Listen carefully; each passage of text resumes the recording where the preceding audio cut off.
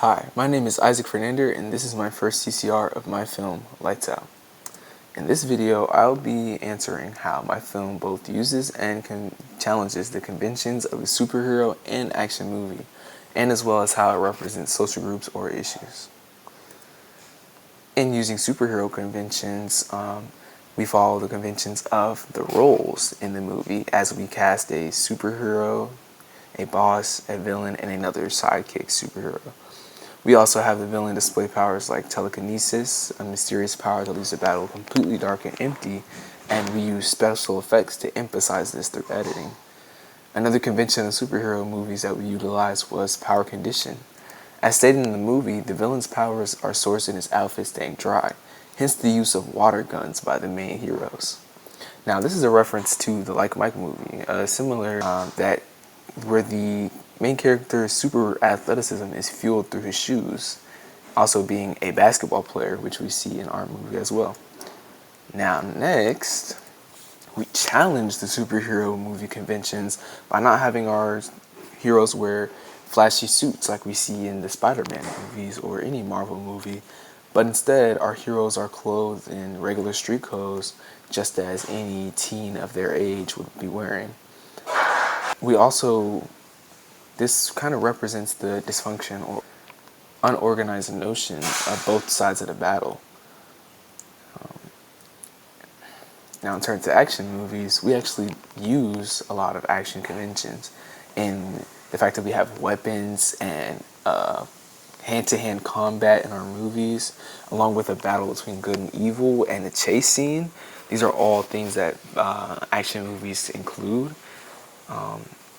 And as well, we have some references to a couple of media films. In the anime Blue Lock, the main character here, who is also a sports player, hits a celebratory pose that we mock in our movie after our hero knocks the villain to the floor.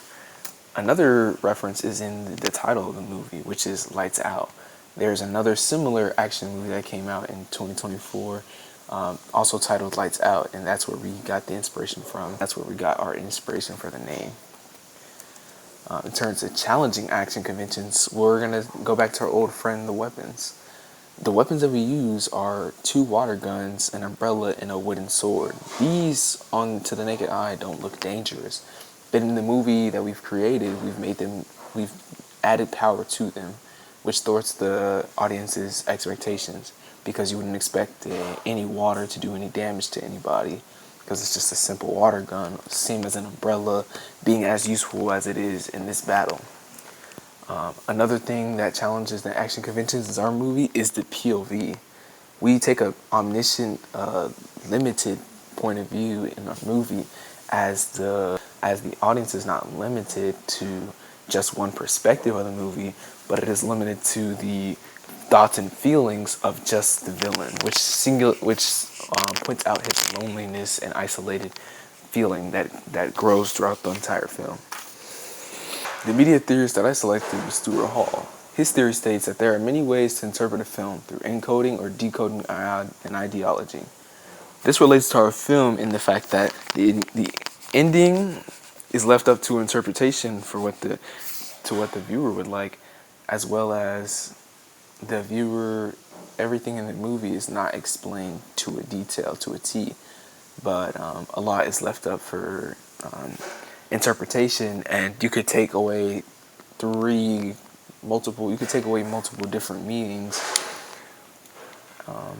from the film. In terms of social groups and issues, age, race, and gender all play a part in our film, with we see young black teens and even a young black woman, and as well as old elderly white people, both male and female. So what is being represented in our movie is we tackle the issues of an ex-athlete's future, where in the case of the world, many did not get a good education and such have many financial struggles, which often leads to their own down spiral of career. And we also deal with the characterization of elderly white people and young black people, as well as the stereotypes that come along with them, and which, according to the NPR, 78% of the NFL, NBA, and MLB players face bankruptcy within 2 years of retirement. So it shows that there's a lot of lows that hit an athlete post career, and how that can affect their decisions that they make in life. In terms of violence in the movie, it speaks on a stereotype that some people hold, that black men are violent, and that's what leads to so many of them being incarcerated. And along with the representation of black people in nicer neighborhoods, as depicted in the setting of this movie, which would cause a lot of, which many would believe that would cause a lot of white people to turn their heads in a way and kind of give a black person a dirty look just because of where they live.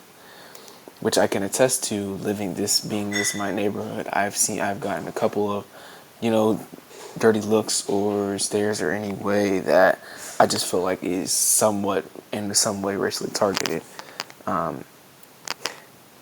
In a way, Lights Out is the Like Mike movie gone bad. What life decisions do an uneducated young black man make after finding their dreams of sports have long passed? And how does this perpetuate the stereotypes of the black community? Thank you for your time.